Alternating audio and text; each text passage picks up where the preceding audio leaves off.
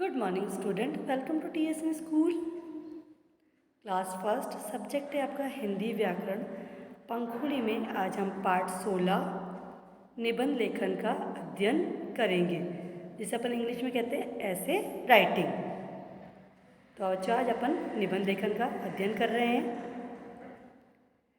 जब भी किसी विषय या वस्तु को अपनी भाषा में लिखा जाता है तो वह निबंध कहलाता है। कहने का तात्पर्य यह है कि जब भी किसी विषय मतलब कोई भी विषय हो या कोई भी वस्तु हो तो उसको लिखना, अपनी भाषा में लिखना, वो क्या कहलाता है? निबंध कहलाता है। ये तरह तरह की जानकारी एवं विशेषताओं से पूर्ण होता है। इसे हम आम बोलचाल की भाषा में लेख भी कहते हैं। कहने का मतलब यह है कि जब अपन किसी वस्तु या किसी विषय के बारे में, जैसे मान लीजिए आप अपने मित्र के बारे में लिख रहे हैं, तो उसके बारे में आपको मतलब जानकारी, उसकी तरह तरह की जो आदतें हैं उसकी जानकारी और उसकी विशेषताओं से पूर्ण होना चाहिए। मतलब अपन उसके ऊपर लेख लिख रहे हैं तो उसके बारे में अपन को क्या तरह तरह की जानकारी का होना ज़रूरी है और उसकी विशेषताओं से पूर्ण होना जरूरी है। तो वो क्या कहलाता है? निबंध। जैसे अभी आपके दे रखा है ये गाय, अपन गाय पे लिख रहे हैं। गाय, गाय से मतलब संबंधित ही आपको उसके ऊपर वाक्य लिखने हैं। जैसे गाय क्या है? एक पालतू पशु है। गाय सफ़ेद, काले एवं भूरे रंग की होती है। मतलब अब अपन गाय के विषय के बारे में बता रहे हैं, मतलब उससे संबंधित जानकारियाँ, उसकी जो विशेषताएं हैं उसके बारे में बता रहे हैं। तो ये क्या होता है? एक तरह का निबंध हो रहा है। ये अपन क्या कर रहे हैं? निबंध लिख रहे हैं। किसके ऊपर लिख रहे हैं? गाय के ऊपर। जैसे गाय के बारे में अपन जो भी अपन जानते हैं गाय के बारे में, तो वो इस लेख के द्वारा अपन लिखेंगे। तो वो क्या है? निबंध है। जैसे 8-10 वाक्य लिखते हैं अपन, या 150 शब्द, जैसे अधिक से अधिक शब्दों में लिखते हैं। मतलब अपन उस विषय के अपने या वस्तु के बारे में अपन को पूर्ण जानकारी होनी चाहिए ताकि अपन उसके बारे में बता सके। तो गाय के बारे में निबंध लिख रहे हैं अपन। गाय क्या है? एक पालतू पशु है। पालतू मतलब जिसको अपन पालते हैं, वो क्या है? पालतू पशु है। गाय कौन कौन से रंग की होती है? सफ़ेद, काले एवं भूरे रंग की होती है। गाय के कितने पैर होते हैं? 4 पैर होते हैं और 2 सींग होते हैं, ये आपने देखा ही है। और एक क्या होती है? लंबी पूंछ होती है। तो अपन ये किसके बारे में जानकारी दे रहे हैं? गाय के बारे में। तो गाय के बारे में अपन जो जानकारी दे रहे हैं वो एक तरह का क्या है? निबंध है उसका। गाय का दूध हमारे शरीर के लिए बहुत लाभदायक होता है। मतलब गाय से अपन को क्या प्राप्त होता है? दूध प्राप्त होता है। और दूध से अपने क्या होता है? दूध हमारे लिए क्या होता है? पौष्टिक होता है। गाय के दूध से क्या क्या बनता है? मक्खन, पनीर व दही आदि बनाया जाता है। मतलब आपने देखा दूध से कौन कौन से पदार्थ बनते हैं? भाई दूध गाय तो देती है, गाय के अलावा कौन कौन सा जानवर देता है? जैसे बकरी भी देती है, भैंस भी देती है, ऊँट भी देता है, भेड़ भी देती है। तो ये गाय, ये कौन कौन से जानवर दूध देते हैं? तो जो गाय है, गाय के दूध से जैसे क्या क्या बनता है? मक्खन बना लेते हैं अपन, जिसे अपन घी कहते हैं। पनीर बन जाता है, दही बन जाता है। तो गाय के जो दूध से अनेक पदार्थ बनाए जाते हैं। गाय क्या खाती है? हरी घास, भूसा और चारा बड़े चाव से खाती है। गाय के गोबर से उपेले बनाए जाते हैं। उपेले क्या होते हैं? जैसे आपने कंडे वगैरह देखे हैं तो उसे क्या कहते हैं? उपेले। गाय को गौ माता भी कहते हैं। आपने देखा कि जैसे गाय है, गाय को क्या कह रहे हैं अपन? गौ माता भी कहते हैं। मतलब गाय को अपन को, जो भारत देश में गाय की पूजा की जाती है, गाय को बहुत ही पवित्र पशु माना जाता है। किसमें? भारत देश में।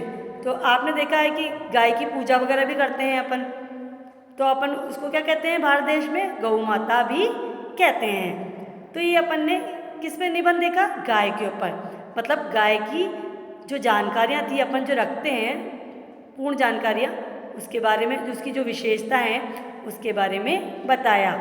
तो किसी भी वस्तु, मतलब जैसे अभी अपन ने गाय के ऊपर, गाय के विषय पे निबंध लिखा है। तो ये क्या है? आम चाल भाषा में क्या है? ये लेख है।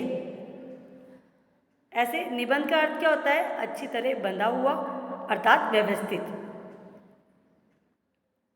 निबंध किसी विषय पर विचारों को सरल और प्रभावशाली रूप से प्रकट करने वाली रचना होती है। निबंध लिखते समय ध्यान देने योग्य बातें कौन कौन सी है? देखो, भाषा सरल व स्पष्ट होनी चाहिए। वाक्य छोटे छोटे तथा अर्थपूर्ण होने चाहिए। मतलब भाषा कैसी हो? सरल हो, स्पष्ट हो, ताकि अपन किसी के विषय में या किसी वस्तु के बारे में अपन जो लेख लिख रहे हैं, निबंध लिख रहे हैं, वो अपन को स्पष्ट रूप से दूसरों को समझा सके। और वाक्य कैसे होने चाहिए? छोटे छोटे होने चाहिए, जिनका अर्थ निकल रहा हो। विचारों को बार बार दोहराया ना जाए। जैसे विचार होते हैं अपन, जैसे अपन गाय के अपन ये लिखते हैं, अपन लिखते हैं कि गाय के 2 टांग होती है, 2 पैर होते हैं, ऐसे लिखते हैं ना अपन। तो कहने का मतलब ये है कि एक ही बात को बार बार नहीं दोहराना चाहिए। भाई एक ही बार में लिख रहे हैं उसके विषय में अपन, तो गाय की 4 टांगें होती है, अपन यही लिखेंगे। विषय का वर्णन स्पष्ट रूप से होना चाहिए। कहने का तात्पर्य यह है कि जिस विषय पे अपन लिख रहे हैं, जैसे अभी अपन ने गाय लिखी, गाय के ऊपर बताया मैंने आपको निबंध, तो उस विषय से संबंधित ही वर्णन किया जाना चाहिए। जैसे आप अभी अपन गाय के बारे में लिख रहे हैं, अब गाय की जगह अपन भैंस के बारे में लिख देंगे तो वो विषय से संबंधित नहीं हुआ, मतलब वो निबंध अपना स्पष्ट नहीं हुआ। तो कहने का तात्पर्य है कि विषय का जो वर्णन होता है, जो विषय को अपन लिख रहे हैं, उसका जो लेख लिख रहे हैं, वो क्या होना चाहिए? स्पष्ट होना चाहिए। वर्तनी की शुद्धता पर ध्यान देना चाहिए। वर्तनी जैसे मतलब हिंदी, अगर शुद्ध हिंदी में अपन लिख रहे हैं तो जो अपन शब्द लिख रहे हैं वो क्या होनी चाहिए? उनकी शब्दों का ध्यान होना चाहिए। कैसे शुद्धता का? कि मात्राओं वगैरह का, और जो शब्द लिख रहे हैं उसके बारे में शुद्धता होनी चाहिए। व्याकरण संबंधी चिन्हों को यथोचित स्थान देना चाहिए। व्याकरण संबंधित चिन्ह मतलब जो अपन व्याकरण से संबंधित चिन्ह जो होते हैं, जैसे खड़ी पाई जहाँ लगा रहे हैं अपन, प्रश्नवाचक चिन्ह लगा रहे हैं, तो इनका जो स्थान होता है वो यथोचित होना चाहिए, मतलब वो सही स्थान पर लगना चाहिए। मैं और निबंध बता देती हूँ आप। जैसे मेरे प्रिय मित्र, मतलब अपने मित्र के बारे में लिखना है, तो इसमें लिखा है, देखो, जैसे मेरी मित्र का नाम शालिनी है, मतलब उस विषय से संबंधित ही लेख होना चाहिए। जो भाषा होगी उस विषय से संबंधित ही होगी, जो विचार होंगे उस भाषा से संबंधित होगी। जैसे अब मैं निबंध बता रही हूँ आपको, मेरे प्रिय मित्र, तो मित्र जो भी मेरे, जो मुझसे जो निकटवर्ती मित्र है, जो मुझे अच्छे लगते हैं, उस मित्र के बारे में हमें पूर्ण जानकारी होनी चाहिए। और उस विषय पर जो अपन लिख रहे हैं लेख, वो सरल और स्पष्ट होना चाहिए। जैसा मेरा मित्र का नाम शालिनी है, उसकी उम्र लगभग कितनी है? 8 वर्ष है। हम दोनों एक ही कक्षा में पढ़ते हैं। उसके पिताजी डॉक्टर तथा माताजी टीचर है। मतलब वो अपने मित्र के बारे में बता रही है, बेस्ट फ्रेंड के बारे में बता रही है कि वो, इसका नाम शालिनी है और उसकी उम्र 8 वर्ष है, और दोनों क्या करते हैं? एक ही, जो मित्र है उसके बारे में वो एक दो जो दोनों हैं वो एक ही कक्षा में पढ़ते हैं। और उसके पिताजी क्या हैं? जो शालिनी के पिताजी है उसके क्या है? डॉक्टर हैं। उसकी माताजी क्या है? टीचर है। वह बहुत होशियार है।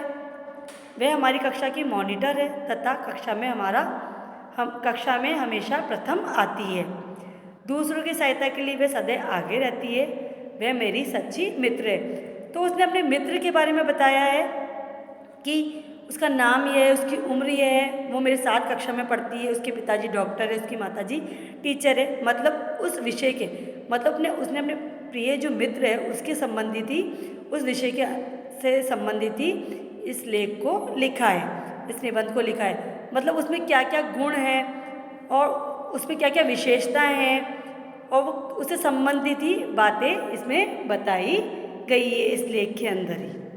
और भी है, जैसे मेरा विद्यालय, और अपने विद्यालय के बारे में लिख रहे हो आप, तो जैसे आपका विद्यालय क्या है? मैं टांगशिक्षा निकेतन में पढ़ता हूँ या पढ़ती हूँ। मेरा विद्यालय कहाँ स्थित है? अजमेर में। अजमेर का बहुत अच्छा विद्यालय है। मेरे विद्यालय का भवन बहुत बड़ा है। तो ये किसके बारे में बताया जा रहा है? जिस स्कूल में आप पढ़ते हो उस विद्यालय के बारे में बताया जा रहा है, उसकी गुण के बारे में, उसकी अच्छाइयों के बारे में इस लेख में बताया जा रहा है। कमरे भी क्या होते हैं? हवादार और बड़े बड़े होते हैं। मेरे विद्यालय में पढ़ाई भी बहुत अच्छी होती है। सभी शिक्षक बच्चों से बहुत प्रेम और स्नेह रखते हैं तथा अच्छी शिक्षा देते हैं। हमारे प्रधानाचार्य जी भी बहुत नेक और आदर्श व्यक्ति हैं। मुझे अपना विद्यालय बहुत ही अच्छा लगता है। तो ये किसके बारे में बताया? अपने विद्यालय के अंदर, मतलब आप अपने विद्यालय के बारे में बता रहे हो कि वो किस तरह सा है, उसके गुण और विशेषताओं के बारे में इस लेख के द्वारा बता रहे हो। ऐसे रक्षाबंधन है जो त्यौहार है आपका। हमारे देश में अनेक त्यौहार मनाए जाते हैं। अब अपन रक्षाबंधन से संबंधित लेख लिख रहे हैं, निबंध लिख रहे हैं, तो उससे संबंधित सारी बातें इसमें जानकारी बताई जाएगी। जैसे हमारे देश में अनेक त्यौहार मनाए जाते हैं। इन त्यौहारों में कौन से देश में? भारत देश में। भारत देश में अनेक त्यौहार मनाए जाते हैं। इन त्यौहारों में रक्षाबंधन एक प्रमुख त्यौहार है। रक्षाबंधन का त्यौहार श्रावण मास की पूर्णिमा को मनाया जाता है। मतलब रक्षाबंधन किस दिन मनाया जाता है, वो कौन सा त्यौहार है, उसे किस रूप में मनाया जाता है, तो उससे संबंधित जानकारियाँ इस निबंध में बताई जा रही है। इस दिन बहन भाइयों के तिलक लगाती है और उनकी कलाइयों पर राखी बांधती है। इसके बाद बहनें अपने भाइयों को मिठाई खिलाकर उसकी लंबी उम्र की कामना करती है। भाई भी अपनी बहन की रक्षा करने के प्रण लेते हैं और उन्हें सुंदर उपहार देते हैं। उपहार मतलब गिफ्ट वगैरह। रक्षाबंधन भाई बहन के प्रेम और विश्वास का त्यौहार है। इस त्यौहार का भाई बहनों का बहुत इंतज़ार रहता है। तो ये रक्षाबंधन जो त्यौहार है, इससे संबंधित सारी जानकारियाँ इस निबंध में बताई गई है। मैं वापस दोहरा देती हूँ कि किसी विषय पर मन में आने वाली विचारों को लिखना निबंध लेखन कहलाता है। निबंध लेखन में सरल, शुद्ध एवं स्पष्ट भाषा होनी चाहिए। तो बच्चों, आज हमने जो आपका पंखुड़ी हिंदी व्याकरण किताब में पाठ 13 निबंध लेखन पाठ का अध्ययन किया है। निबंध लेखन मैंने आपको बताया कि जब भी किसी विषय या वस्तु के बारे में अपन जो अपनी भाषा में जो लिखते हैं वह निबंध कहलाता है। ये तरह तरह की, मतलब जिस विषय या वस्तु के बारे में अपन लिख रहे हैं उसमें तरह तरह की जानकारी एवं विशेषताओं से पूर्ण होता है। इसे आम बोलचाल भाषा में क्या कहते हैं? अपन लेख कहते हैं। मैंने आपके गाय के ऊपर बताया निबंध, और मेरे प्रिय मित्र के बारे में निबंध बताया, मेरे विद्यालय के बारे में निबंध बताया और रक्षाबंधन पर निबंध बताया है। तो आज हमने निबंध लेखन का अध्ययन किया है। धन्यवाद।